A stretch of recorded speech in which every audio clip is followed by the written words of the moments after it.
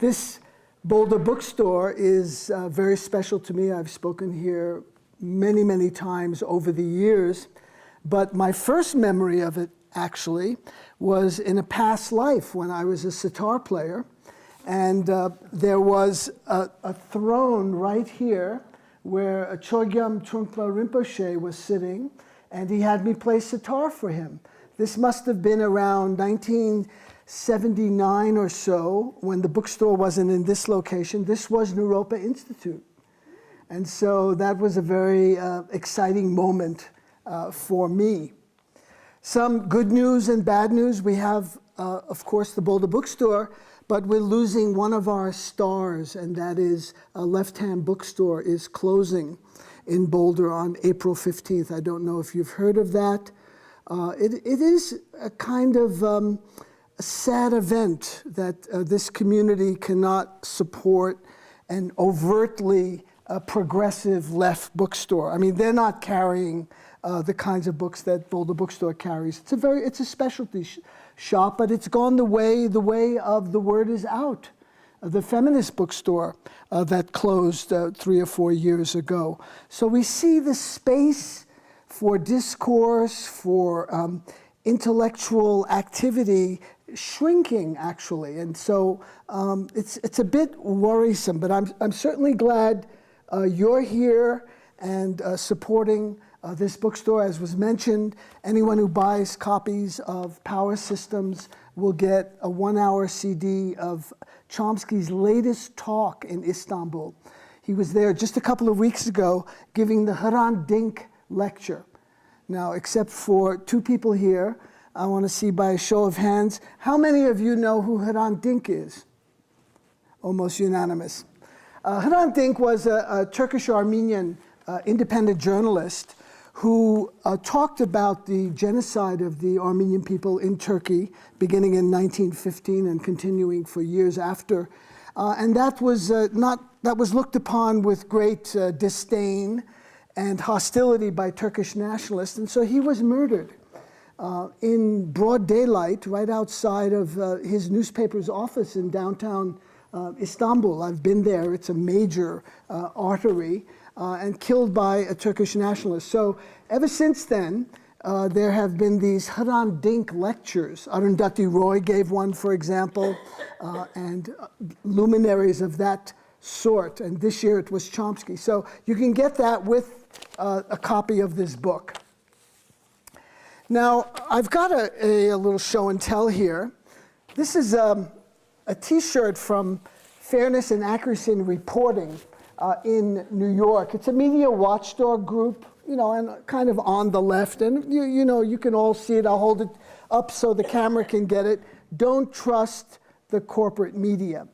Well, that's kind of got a mixed message, because you can kind of trust the corporate media to deceive you, to be duplicitous, to lie, to fabricate, to invent history, and as well as the present. So they are actually fulfilling their societal function as a WMD, a weapon of mass distraction, to get you looking away from important issues and focusing on the most trivial of things. And I think that's one thing that Chomsky does better than no one else, is constantly bringing the conversation back to what is real.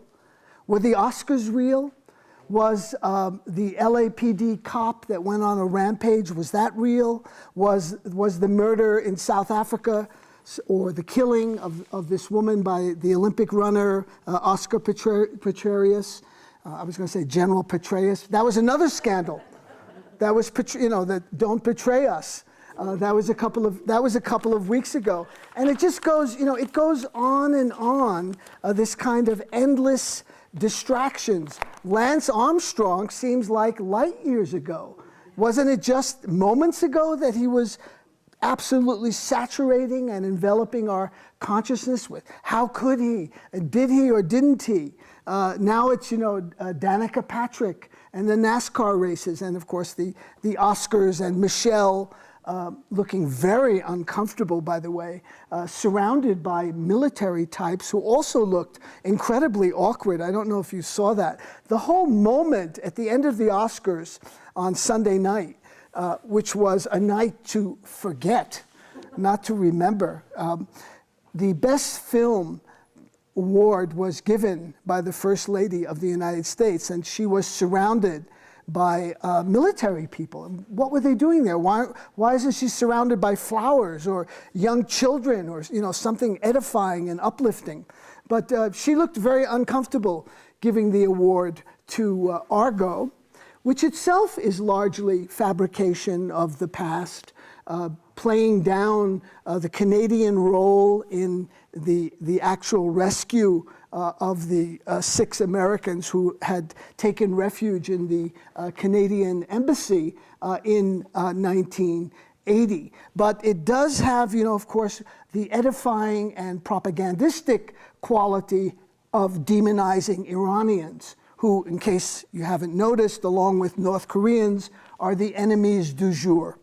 We wake up in the morning and we hear how awful these people and these countries are. Just today, the New York Times announces, Iran enters talks in a freshly defiant mood. You'd never see the word defiant attached to the United States or America. America is always cooperating, extending its hand. It's full of benign intent. It wants to help people. This is the propaganda model which I think no one better than Chomsky has absolutely exploded. How consent is manufactured through the constant drumbeat of propaganda. So on one hand, you have the weapons of mass distraction, which are meant for the vast numbers of people in this country, worry about desperate housewives and who the Kardashians are marrying this week, or the Shahs of Sunset. I mean, these are ludicrous programs on TV. And then on the other hand, you have kind of like the elite media, the New York Times, the Wall Street Journal, PBS, the NewsHour, National Public Radio's Morning Edition, that's MOURNING, and Some Things Considered, the afternoon news program, Charlie Rose occasionally. These are sophisticated programs. People speak English. They speak in complete sentences. There's no yelling. They're very polite. Thanks for joining us. Oh, it's wonderful to be back. Good to see you again, Charlie. Always a pleasure. Very convivial, very amiable. That stuff is more lethal in its content than the distractive media of this or that drug bust or 12-car pileup at the NASCAR race in Indianapolis. Because that media is directed to elite opinion, to the people who formulate policy. And they're the ones who appear on these programs, if you haven't noticed, with great regularity. The guest list, the golden Rolodex of pundits is very, very narrow. You won't find Chomsky on any of those programs. In the almost 30-year history of the NewsHour on PBS, Chomsky was on once in August of 1990. I'll never forget it, because they pulled the plug on him when he was trying to explain to the American people. This was right just after Iraq had invaded Kuwait. And he was trying to give some historical background. Well, look, Kuwait was separated from Iraq in 1920 by the British. They created a colony. It was originally Iraqi territory. The US supported Saddam Hussein, with tremendous fervor and great munificence throughout the 1980s when Saddam Hussein was in a war with enemy Iran. Then he was a good ally. He was trying to put these things out, which goes to the point when you are arguing something that's counter to the accepted narrative, the hegemonic thinking of the day, you need time. you need to be able to give examples and explain. If I just say, if I go on one of these programs and say, the United States is the greatest country in the world, it seeks peace in the Middle East, it wants to live in harmony with its neighbors, no one is going to challenge me, with, well, can you back that up? Can we have some evidence? Can you give some examples? It's not required when you are arguing the official line. But if you argue the counter-narrative, then it's all of a sudden you get interrupted. Well, what do you mean by that? You mean to say this? Are you saying America's doing this? All of a sudden the hosts become very aggressive, very skeptical. The skepticism that is suspended when they're talking to official people in power. Most of the guests on these programs that I've mentioned are either present government officials or former government officials. And there's kind of a revolving door here, particularly between the military-industrial complex and the government. So you find, former weapons procurement officers for the Pentagon suddenly becoming, when they retire, vice presidents at Lockheed Martin or at Northrop Grumman or at Boeing, or someone from Boeing going into the Air Force as an undersecretary. I'm not making these things up. There is such a flow of back and forth that there is a term for this, there's a legal term for this. It's called conflict of interest.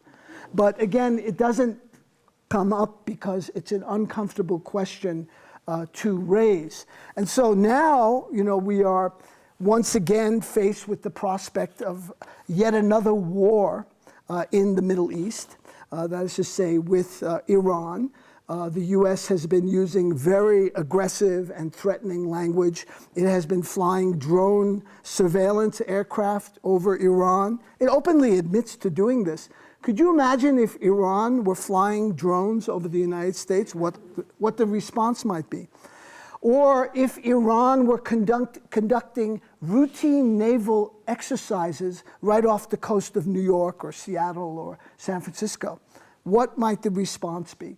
But when the empire does it, it's such an embedded, accepting idea that it's never challenged, questioned, or in any way the bright light of knowledge is never it's not shown on it. Now, why is that?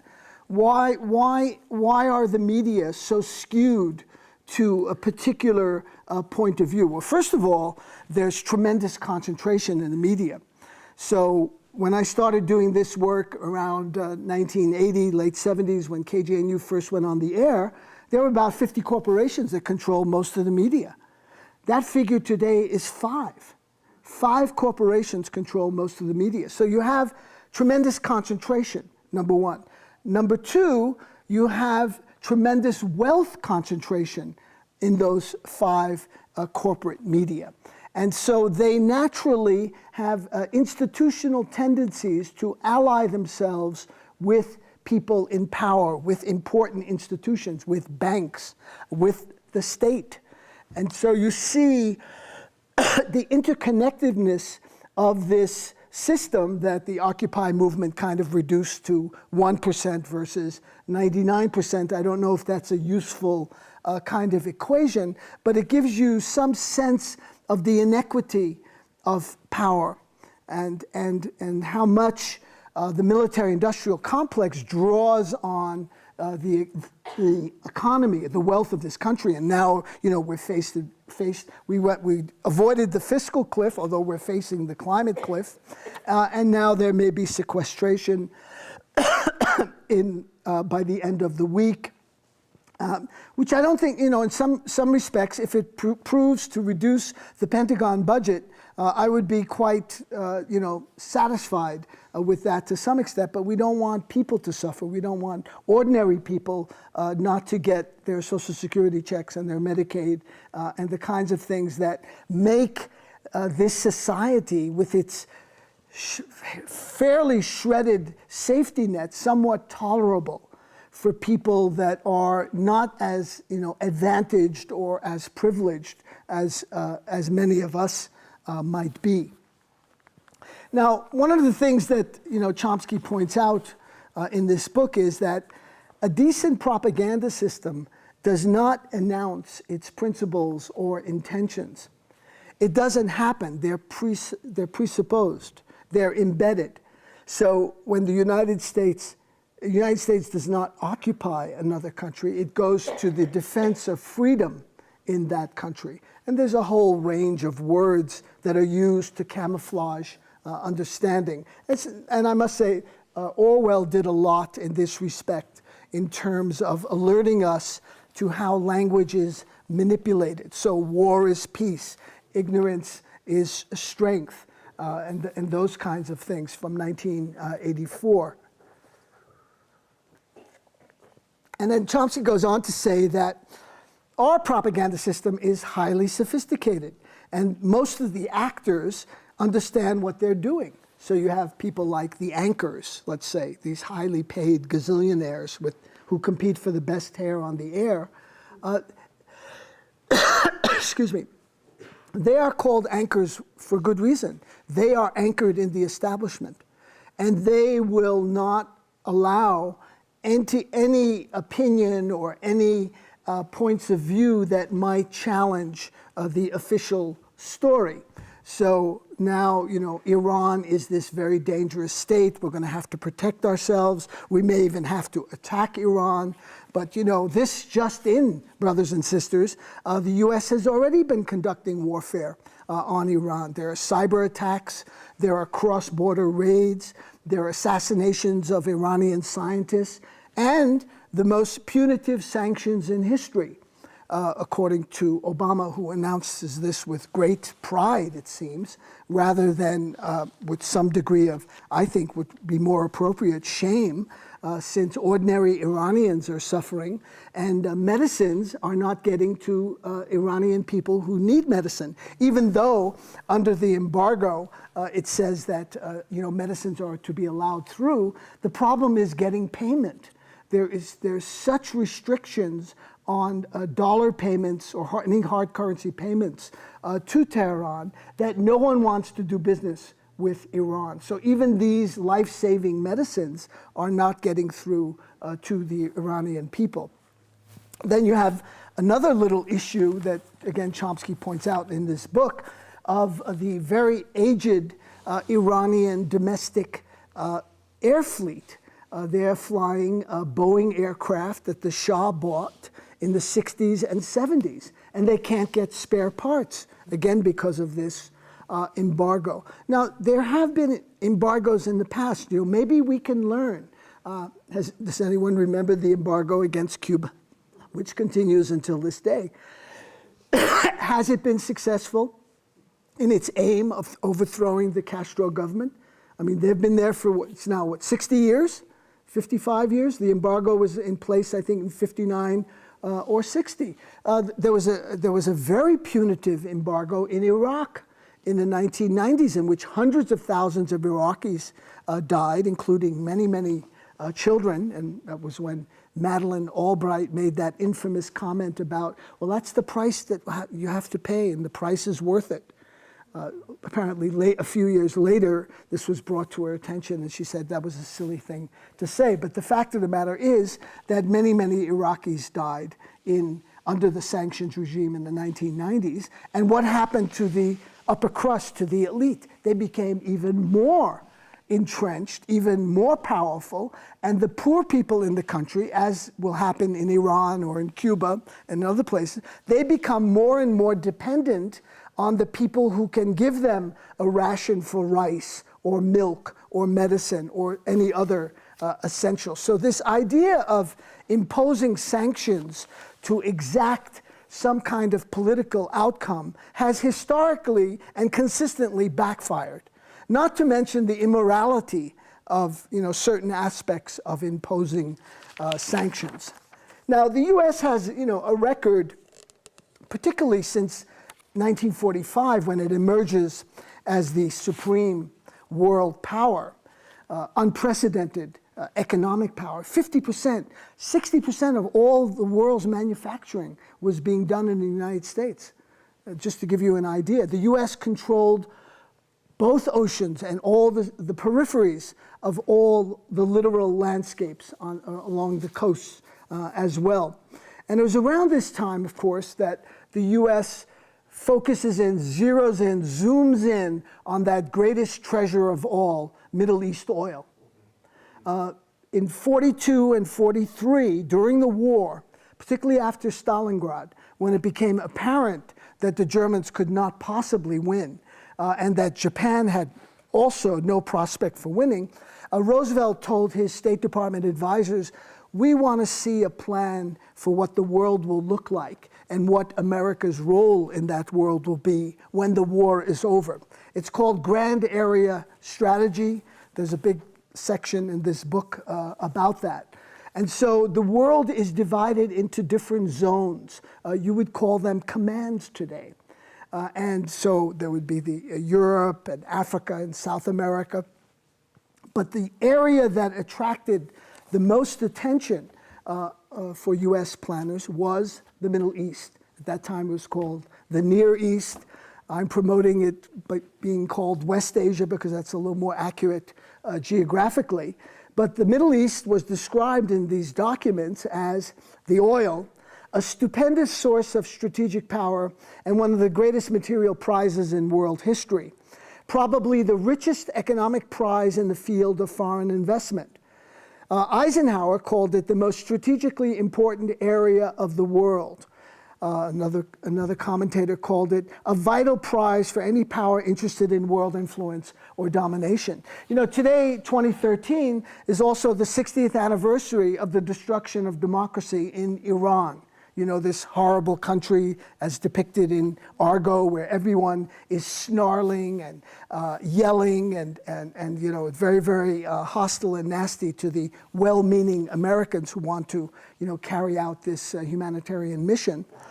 Well, in 1953, a very liberal kind of democratic, small d Democrat, Mohammad Mossadegh was overthrown by the U.S.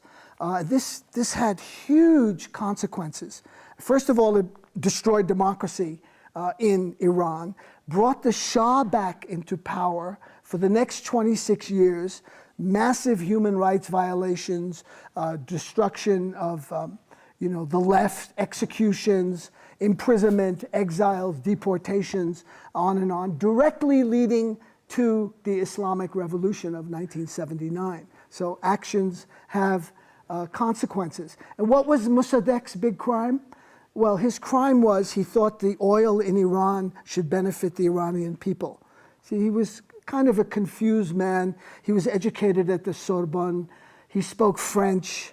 You know, what more can I say? I mean, you know, he didn't understand what Kissinger would call realpolitik, that, you know, the world belongs to the superpowers, not to these, you know, little mosquitoes that are biting our feet. We want to rule. And so Mossadegh nationalized the oil, the Anglo-Iranian Petroleum Company, and this is none other than what is today called BP, that green environmental corporation that does so much for humanity. In between, they were called British Petroleum. So they went from Anglo-Iranian to British Petroleum to BP today. So the Americans overthrow Mossadegh, destroy democracy in Iran, bring back the Shah, who had been in exile, and actions have consequences. But it was very interesting. As the CIA, after this operation, it was called Operation Ajax, did a report, did a summary. It was the first major coup that the CIA conducted after World War II. And they said that this coup could engender blowback. This was the first time this term was ever used. Blowback in CIA speak is the unintended consequences of US foreign policy. Well, how prescient was that? And 26 years later, there's the Islamic Revolution, and more than 3 decades after that, you have this tremendous enmity and antagonism between the United States and Iran, and the possibility of war being, you know, on the horizon, either from the U.S. or from Israel, or both together. I failed to mention a really important corporate media event. I don't know how I could have forgotten. I guess because it was on Valentine's Day, when they really outdid themselves. For 35 minutes, I was sitting in a hotel room in Eugene, Oregon, riveted by uninterrupted breaking news coverage of the return of the Carnival cruise ship Triumph to Mobile, Alabama. Again, it's hard to make this stuff up, but you see how corrupted the corporate media are. 35 minutes, no commercial breaks. Aaron Burnett and Martin Savage, adopting their kind of breathlessness voice that the anchors love to when they're really very excited. And so it was question after question of the people coming off the ship. Well, what was it really like? Did it really stink? Did the toilets back up? Was there fecal matter flowing through the cabins, as we heard? This is investigative journalism? It was embarrassing, but I couldn't take my eyes off it. I just wanted, how far would they stoop in terms of being superficial? This is, maybe a 30-second story, not a 35-minute, focus of attention. I don't think they've done 35 minutes on any important international issue or national issue, be it the Keystone XL pipeline, which is a game changer according to James Hansen. If we're talking about tipping points, James Hansen is the NASA scientist who first warned Congress in 1987 or 88 that, the Earth is heating up and this could have far-reaching consequences and we better pay attention to it. So Hansen calls this a game changer. This could be the tipping point. Have they done even 3.5 minutes on the Keystone XL pipeline, which is going to bring this fantastically filthy oil, it's all mixed up with this tar sands, to pipelines into the U.S. and then out to the Gulf. There's a lot of people now that are resisting this, and I think that's really important. Coming back again to the Middle East, you find headlines again, the rise of violent Salafism. Salafism is a kind of a fundamentalist Islamic theology. It's not even an ideology, but its center is in our great ally, Saudi Arabia. The principal funders for Salafi ideology in Syria today, who are backing a lot of the fundamentalist, what are called takfiri jihadis. These are people who regard other Muslims even as non-Muslims. They excommunicate them. Why does this happen? There's this, equally well-known Newsweek cover, Muslim rage. What's wrong with these people? Don't they like getting bombed? They have problems with their wedding parties being attacked by drone aircraft, or their mosques being bombed, or their schools being bombed in Pakistan, in Yemen, in Somalia. I mean, things have spun so far out of control that the U.S. is now, targeting and killing American citizens for the first time in history, at least officially. Someone born in Las Cruces, New Mexico, al-Awlaki, his son was Ahmed al-Awlaki, born in Denver, was killed in a drone attack. He was regarded, I guess, by John Brennan, who is Obama's, hitman in the CIA and is the current nominee for the CIA director position. He said these people posed an imminent threat. I guess the 16-year-old boy who was with another 16-year-old boy at an outdoor restaurant in Yemen posed an imminent threat to the national security of the United States. So then you might wonder, gee, Muslim rage, what are they angry about? What could be irritating them? And you'll notice, particularly since the end of World War II, but most urgently since the collapse of the Soviet Union, Islam has become the enemy that we must defend ourselves against. That's why we have the TSA and Homeland Insecurity and this massive military apparatus and the growth of surveillance and surveillance aircraft to protect us against what they even acknowledge as a handful of Al-Qaeda. I'm much more worried about being targeted here in the United States by crazy people, crazy fellow citizens with guns. Now, since September 11th, how many Americans have been killed directly as a result of gun violence in the United States? Does anyone know? Hazard a guess? It's a very instructive figure. 10,000 a year times 10 years is 100,000. Close, but no cigar. 160,000 killed as a direct result of gun violence through 2011. We don't have the statistics for 2012, which was a banner year for killing, a banner year, including Aurora and the Connecticut killing was also, well, that was 2012. So through 2011, 2012 was a banner year for gun violence. Now the other part of that, okay? So now we've got Homeland Security, we've got TSA officers, patting me down. In Denver last week on my way to Albuquerque, I had my first cuff frisk. I had a long sleeve shirt. I said, what do you got under there? And I got my first cuff frisk. Usually I get my breasts, like squeezed because I'm wearing an undershirt. So when you wear a shirt over an undershirt, apparently these $1 million machines cannot pick that up. So they say, oh, you're good to go, sir. And then you're on your way. So I got this cuff, kind of shakedown at the airport. Now, I'm glad you're laughing because it is laughable. Now, how many Americans have been killed as a result of what's called Islamic terror or Islamic fomented violence since after September 11th to the present? Now, I have to forewarn you, there is some controversy about this. Anyone hazard a guess? Well, it's between 14 and 15. That's the number of Americans killed since September 11th on U.S. soil. 12 of them were killed at the military base in El Paso. So that leaves you only 2 or 3 Americans killed over more than a decade, more than 12 years. So I'm wondering about this homeland insecurity.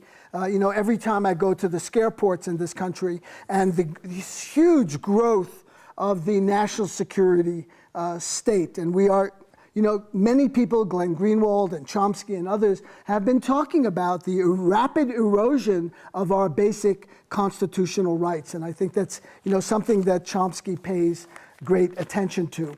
So I just, I want to read to you just the chapter headings so you get a little bit sense of what's in this book. The New American Imperialism. That's the first chapter. Well, it's a lot like the old American imperialism, except, it's dressed up a little bit differently. Hair is parted on this side. Turtleneck sweaters are in vogue. No more V-necks. But basically, it's the same show with, some cosmetic changes. Chains of submission and subservience. How do you break those? Uprisings, not just in the US, but around the world. Unconventional wisdom. Mental slavery. They're invoking the great philosopher Bob Marley, who said you got to break your chains of ignorance. Learning how to discover, and aristocrats and Democrats. And in Aristocrats and Democrats, Chomsky quotes one of his favorites, Thomas Jefferson, who made a distinction between aristocrats and Democrats. And he said, I hope we shall crush in its birth the aristocracy of our moneyed corporations which dare already to challenge our government and bid defiance to the laws of our country.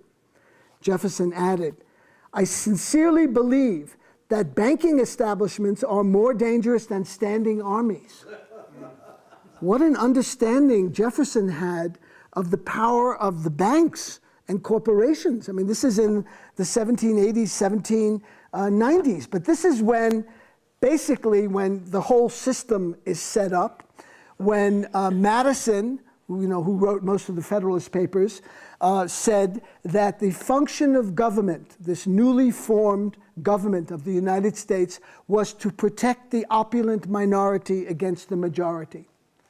That is the 1% versus the 99%. They didn't have those numbers at that time, but that's exactly what he meant, that we have to protect the opulent majority. That is the function of the government. And you see how that plays out even today. His colleague John Jay, who was the first Chief Justice of the United States Supreme Court, first President of the Constitutional Convention, he went even one step further. He said, those who own the country ought to govern it. And pretty much we've been ruled by millionaires and gazillionaires ever since. And we see the pernicious impact of money in our politics. Some good news. Good news is there's also good news and bad news. Good news, Rafael Correa was elected in Ecuador. This is a very populist, liberal, progressive leader, educated in the United States, by the way, who is trying to alleviate poverty in his country and to minimize income inequality. For this, the New York Times described him the other day as someone who had authoritarian tendencies and was viewed by great suspicion by people in his country. But it did acknowledge that he's been doing lots of positive things as well. And other good news is Noam Chomsky himself is coming to Denver on May 7th. So I hope you'll go to that. It's a Tuesday evening. It's going to be a benefit for KGNU. I don't know if you saw him when he was here at Mackey well nigh 2 years ago, but it's a rare opportunity, and I strongly urge you to attend. And of course, when one hears Chomsky, sometimes people get deflated and, depressed and demoralized. But I think also we should feel energized and inspired that someone is taking so much time to assemble very complex information and present it to us in a very sharply drawn and dramatic fashion. And so the service that he has been providing to the American people and to the world, I dare say, I don't know of any other intellectual doing this kind of work at this high level for so many decades. Truly, and I'm not saying that because, I've interviewed Chomsky more than any other person on earth, apparently. That's not yet in the Guinness Book of Records as a category, but this is our 10th book together. And I think it's the best one because we keep reducing the complexities to bare bones. So I think this whole idea, the Schumacher idea of much and little, get to the heart of the matter. Talk about the structural problems with capitalism, not about whether Bernie Madoff is a terrible guy and he should get the book thrown at him, and he has gotten the book thrown at him, but what about the system that produces these kinds of profiteers, of these kind of rip-off artists and shakedown artists, etc. We need to be talking about that barrel that produces these apples constantly, over and over again. We need to talk about U.S. foreign policy. Do we want to be the world juggernaut? Do we want to have 737 military bases around the world? Do we want to now have an Africa command, which we suddenly have? We don't have health care for people. We don't have proper schooling for people. We don't have clinics. We don't have maternity care. We don't have paid maternity leave. There's so many things that could be done with that money that is being spent on the imperial war machine. And I think we should be talking about that, and Chomsky, talks about that, over and over again in this book. So, I asked him, that question about, well, how do you keep going? You're dealing with all this manure, all of this, horrible material. But he answers always that it's the possibility of change, that things can get better. And that's how change has always happened in human history. When it always seemed the darkest, it always seems the darkest before the light. and that the moral arc of the universe bends towards justice ultimately. We have to believe that. I believe it. That's why I do alternative radio, which you can hear on KGNU every Wednesday evening at 6 o'clock. And why we're doing this kind of work, because there is a possibility for change. So I think we have some time for questions and answers. Yeah, we have a few moments. Yes. David, just a comment. You need to change your name from alternate radio to mainstream radio and call the other boys the alternate radio. If you can pull that, there'll be a huge victory. Thank you for that suggestion. You're not the first one to mention that. And when I started this in the 80s, alternative was really what it was. But now people are saying, it should be called mainstream radio. This should be the mainstream. Exactly. Yes. I'm wondering what you think about MSNBC. What do I think about MSNBC? It's okay. I watch it from time to time. I like Rachel Maddow, but they're too wedded to the Democratic Party. They really believe that that's where salvation lies. And I think we have to think outside the box and not align ourselves too closely with one of the two, major parties that we have. I'd like to see them be more critical. For example, they were extremely critical of Bush, as you may remember.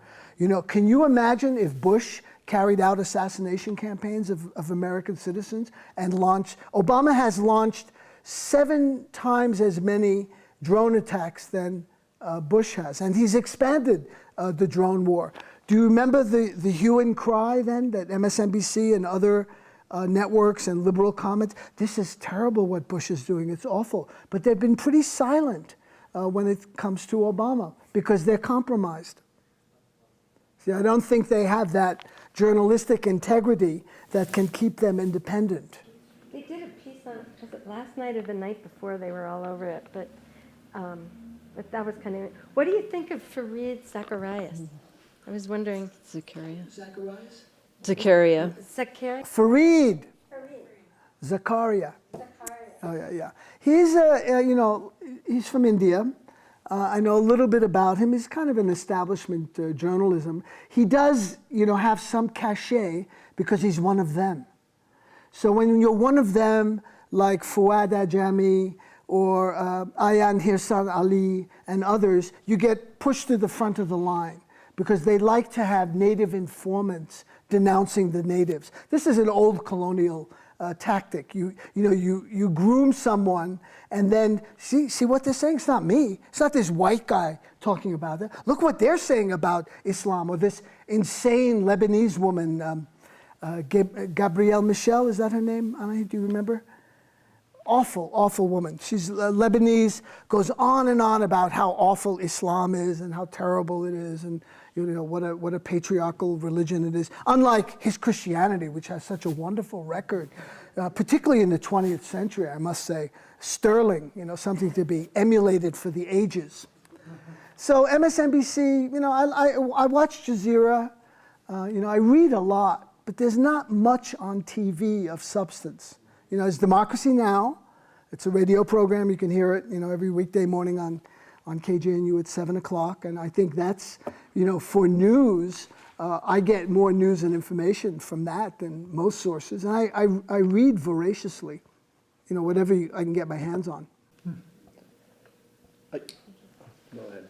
I was just going to kind of piggyback off of that. Like, one of my concerns is the fact that I think we're being polarized, and there's a lot of people that maybe watch MSNBC or watch Fox News, and it's this us versus them. It's the Democrats versus Republicans. What are your thoughts on how we can help facilitate respectful dialogue? Because everyone's hurting in America, even like the right-wing person that's voting, for the most part, people are hurting. And what are your thoughts on how to facilitate more dialogue across, amongst just regular people?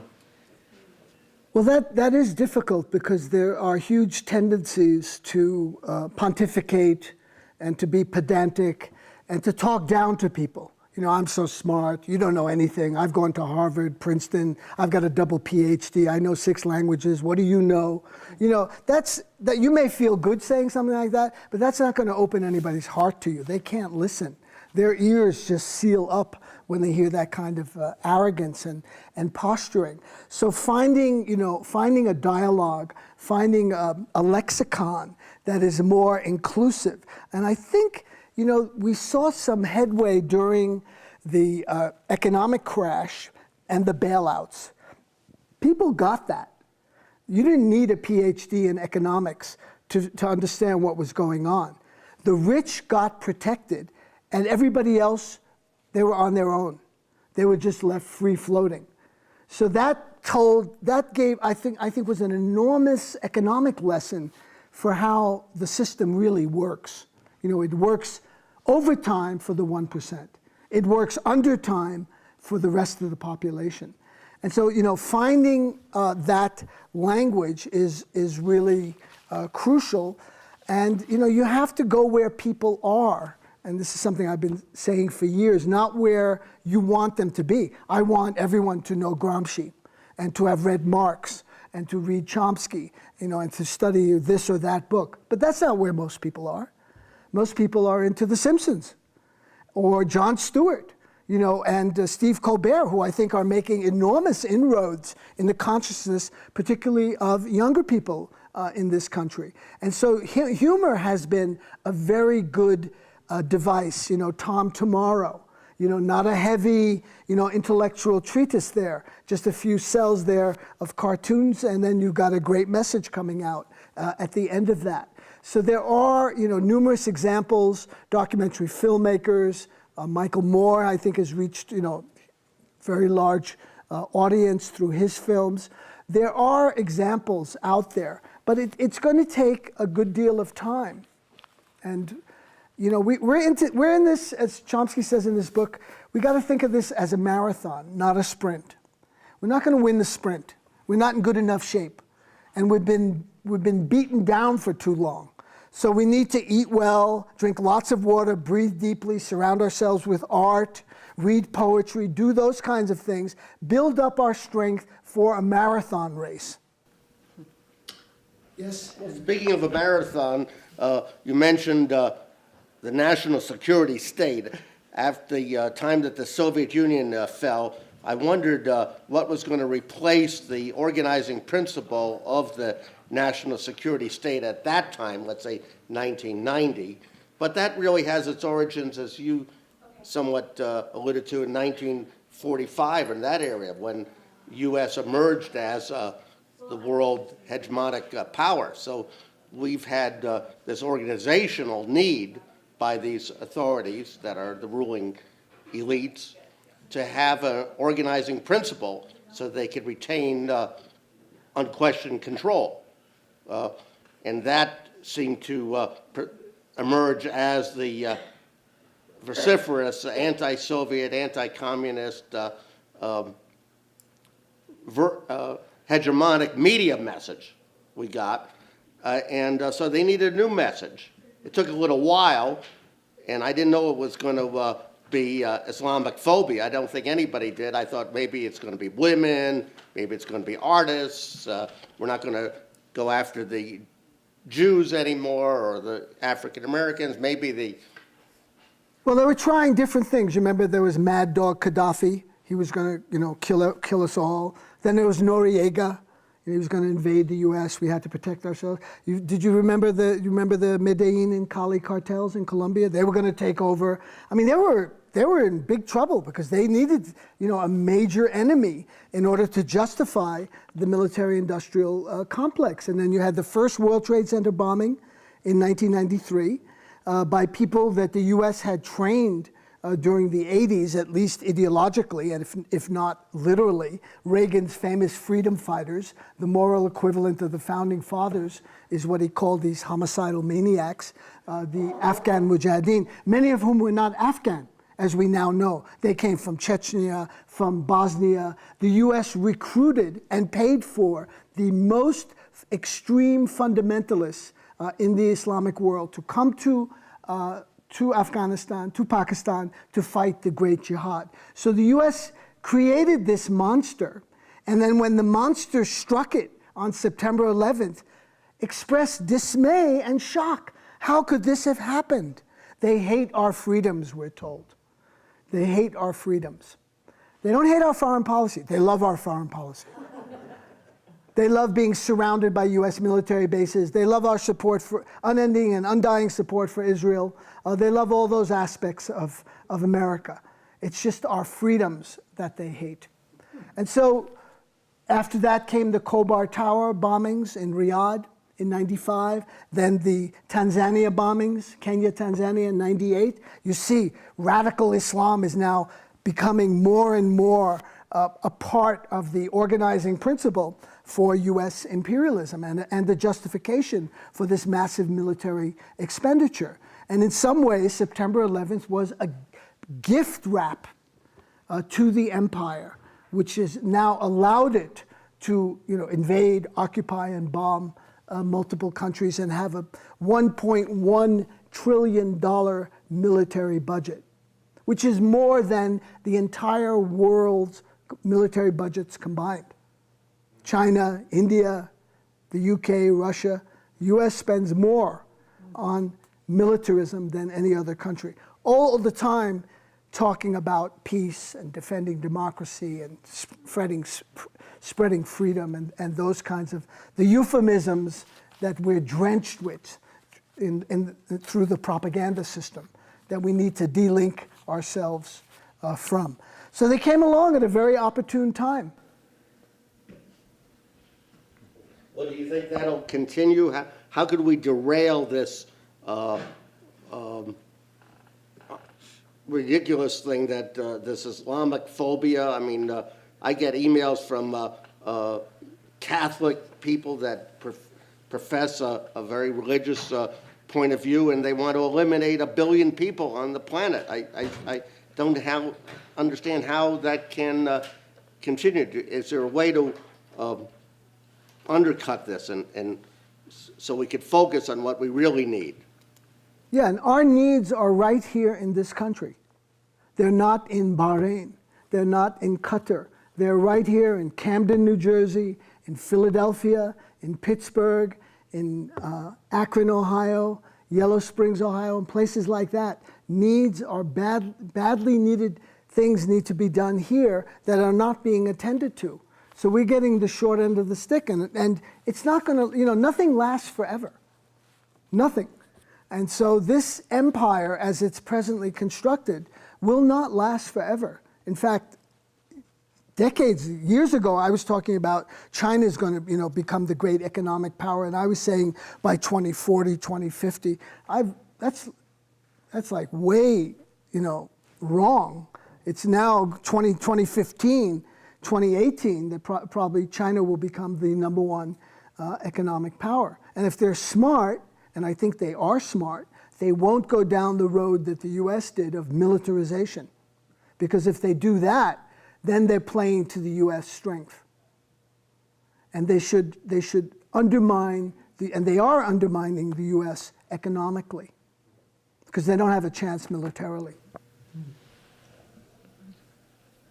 Yes. I'm thinking out of the box, and I'm thinking that how you and me can stop attack on Iran. How can we stop an attack on Iran? Well, first of all, we need to be informed about the issues.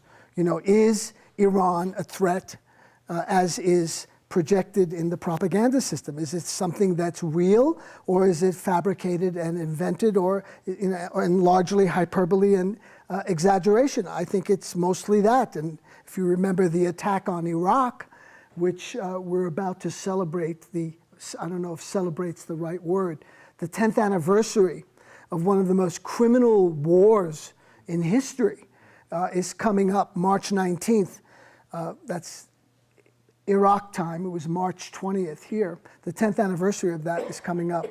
I think we need to put pressure on people like Jared Polis and Udall and Bennett, our so-called representatives who are, say that they're liberal and want peace, not to have this aggressive posture toward Iran. What has Iran called for, by the way, time and time again? A nuclear-free zone in the Middle East. What has been the response from Washington? I mean, it seems like an interesting proposal, right? You're saying Iran is this horrible country that's going to, destroy the world, right? Maybe, is this a serious gesture on their part, or is it a propaganda ploy? We'll never know, because every time they make this statement, and most recently they said it at the Non-Aligned Summit in Tehran, where there were 140 nations present, including India, which endorsed these proposals, calling for a weapons-free zone in the Middle East. The US just derides it, scoffs at it. This is not serious. It's not a serious proposal. It's a propaganda move. Well, why don't you call them to the table and say, is this for real? Why don't you sit down and have a dialogue with them, rather than this imperial posture of, we know what's best for you, you will genuflect when we tell you to genuflect, we, look at our eyes when we tell you you can look at our eyes, and kiss our hand when we demand it.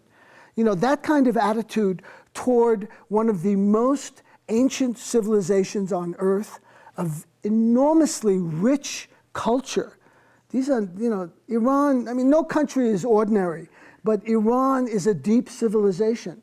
It's not some backwater. And Iranians, even if they hate the regime, some of them do, I'm sure. I hate this regime in this country.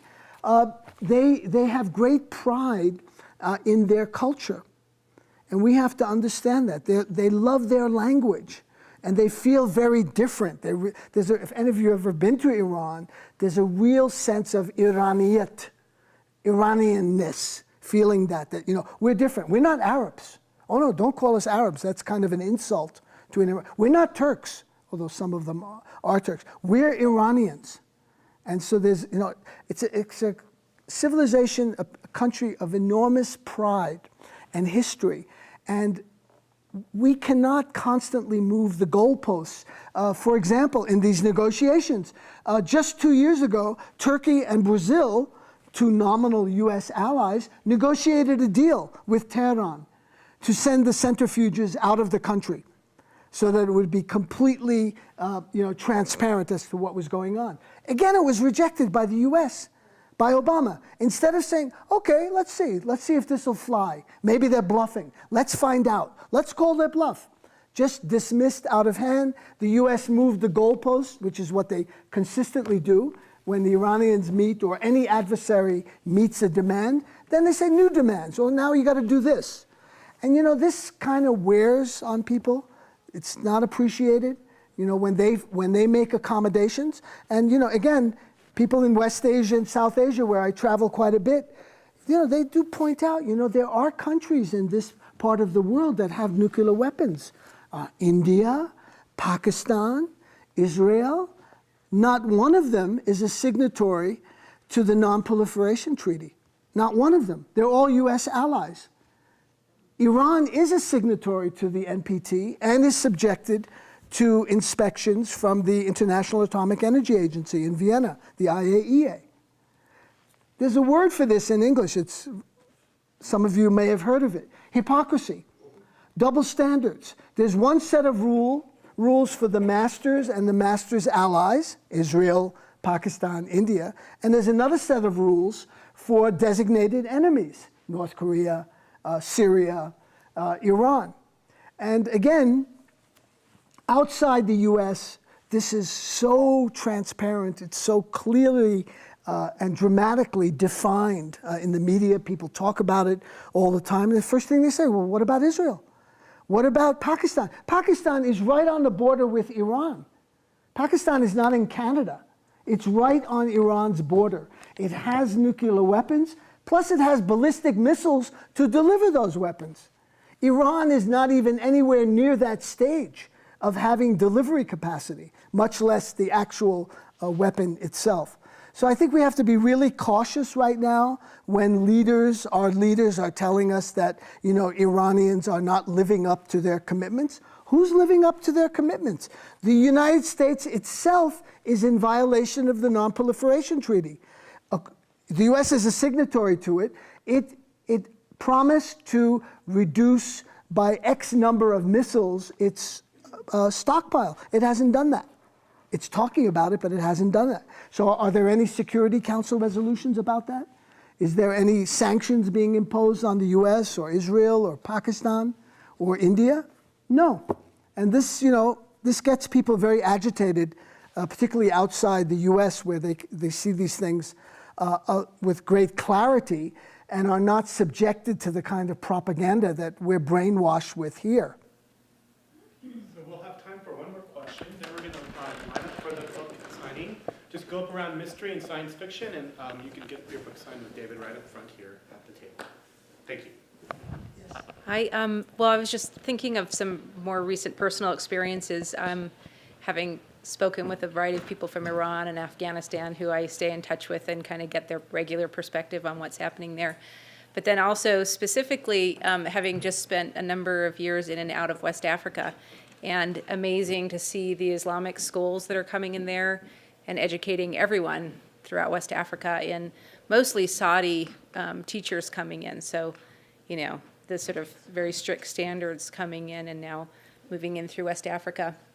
But also looking at the Chinese, and I know this is, we're talking about Iran, but thinking about where the Chinese are fitting in with the whole mix in West Africa, and then kind of thinking, well, what's happening with them in Iran and other areas too. They have been taking most of the high officials through West Africa that I'm aware of and bringing them to Taiwan and China for training, and it's amazing to hear the head military people there speaking perfect Chinese these days.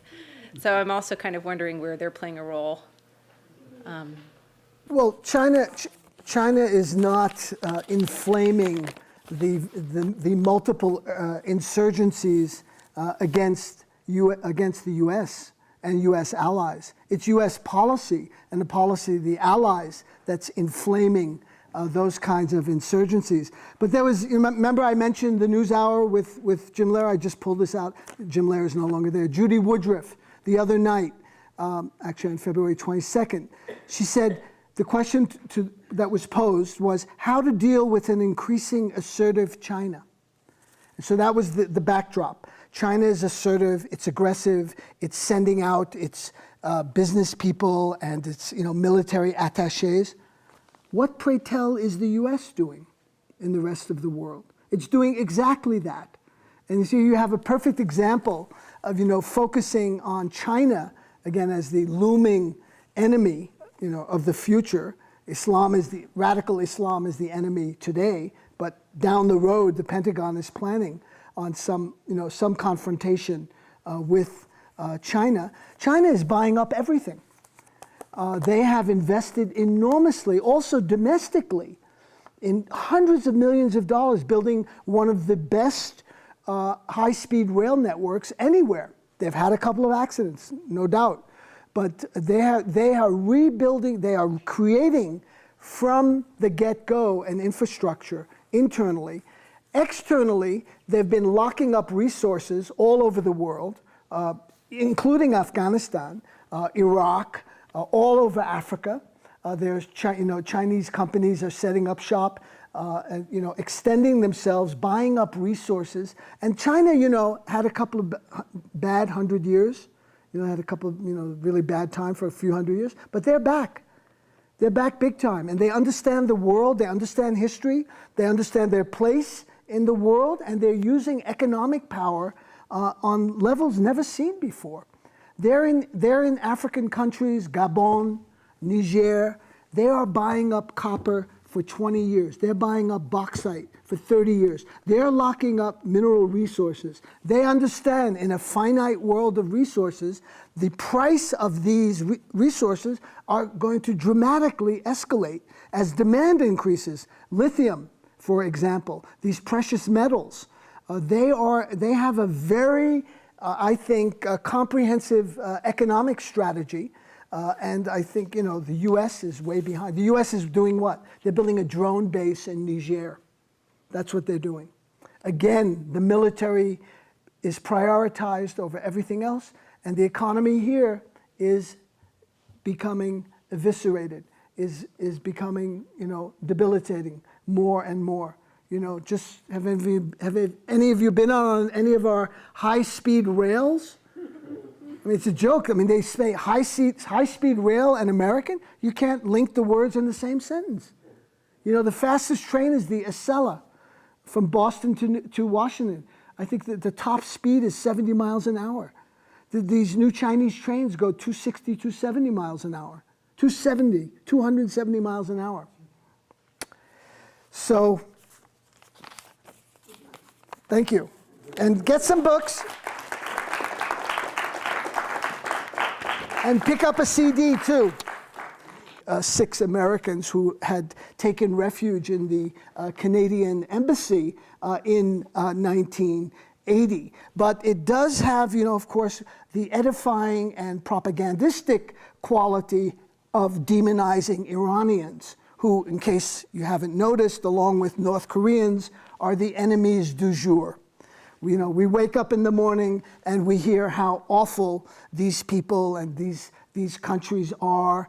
Just today, the New York Times announces, Iran enters talks in a freshly defiant mood. You'd never see the word defiant attached to the United States or America. America is always cooperating, extending its hand. It's full of benign intent. It wants to help people. This is the propaganda model which I think no one better than Chomsky has absolutely exploded. How consent is manufactured through the constant drumbeat of propaganda. So on one hand, you have the weapons of mass distraction, which are meant for the vast numbers of people in this country. Worry about desperate housewives and who the Kardashians are marrying this week, or the Shahs of Sunset. I mean, these are book. Now, I've got a little show and tell here. This is a T-shirt from Fairness and Accuracy in Reporting in New York. It's a media watchdog group, and kind of on the left. And you can all see it. I'll hold it up so the camera can get it. Don't trust the corporate media. Well, that's kind of got a mixed message, because you can kind of trust the corporate media to deceive you, to be duplicitous, to lie, to fabricate, to invent history, and as well as the present. So they are actually fulfilling their societal function as a WMD, a weapon of mass distraction, to get you looking away from important issues and focusing on the most trivial of things. And I think that's one thing that Chomsky does better than no one else, is constantly bringing the conversation back to what is real. Were the Oscars real? Was the LAPD cop that went on a rampage, was that real? Was the murder in South Africa, or the killing of this woman by the Olympic runner, Oscar Pistorius? I was going to say General Petraeus. That was another activity shrinking, actually. And so it's a bit worrisome, but I'm certainly glad you're here and supporting this bookstore. As was mentioned, anyone who buys copies of Power Systems will get a 1-hour CD of Chomsky's latest talk in Istanbul. He was there just a couple of weeks ago giving the Hrant Dink lecture. Now, except for 2 people here, I want to see by a show of hands, how many of you know who Hrant Dink is? Almost unanimous. Hrant Dink was a Turkish-Armenian independent journalist who talked about the genocide of the Armenian people in Turkey, beginning in 1915 and continuing for years after. And that was looked upon with great disdain and hostility by Turkish nationalists, and so he was murdered in broad daylight right outside of his newspaper's office in downtown Istanbul. I've been there. It's a major artery, and killed by a Turkish nationalist. So ever since then, there have been these Hrant Dink lectures. Arundhati Roy gave one, for example, and luminaries of that sort. And this year it was Chomsky. So you can get that with a copy of this. This Boulder Bookstore is very special to me. I've spoken here many, many times over the years. But my first memory of it, actually, was in a past life when I was a sitar player. And there was a throne right here where Chogyam Trungpa Rinpoche was sitting, and he had me play sitar for him. This must have been around 1979 or so, when the bookstore wasn't in this location. This was Naropa Institute. And so that was a very exciting moment for me. Some good news and bad news. We have, of course, the Boulder Bookstore, but we're losing one of our stars, and that is Left Hand Bookstore is closing in Boulder on April 15th. I don't know if you've heard of that. It is a kind of a sad event that this community cannot support an overtly progressive left bookstore. I mean, they're not carrying the kinds of books that Boulder Bookstore carries. It's a specialty shop, but it's gone the way of The Word Is Out, the feminist bookstore that closed 3 or 4 years ago. So we see the space for discourse, for intellectual scandal. That was, that Don't Betray Us. That was a couple of weeks ago, and it just goes, it goes on and on. This kind of endless distractions. Lance Armstrong seems like light years ago. Wasn't it just moments ago that he was absolutely saturating and enveloping our consciousness with? How could he? Did he or didn't he? Now it's Danica Patrick and the NASCAR races, and of course the Oscars, and Michelle. Looking very uncomfortable, by the way, surrounded by military types who also looked incredibly awkward. I don't know if you saw that. The whole moment at the end of the Oscars on Sunday night, which was a night to forget, not to remember, the Best Film award was given by the First Lady of the United States, and she was surrounded by military people. What were they doing there? Why isn't she surrounded by flowers or young children or something edifying and uplifting? But she looked very uncomfortable giving the award to Argo, which itself is largely fabrication of the past, playing down the Canadian role in the actual rescue of the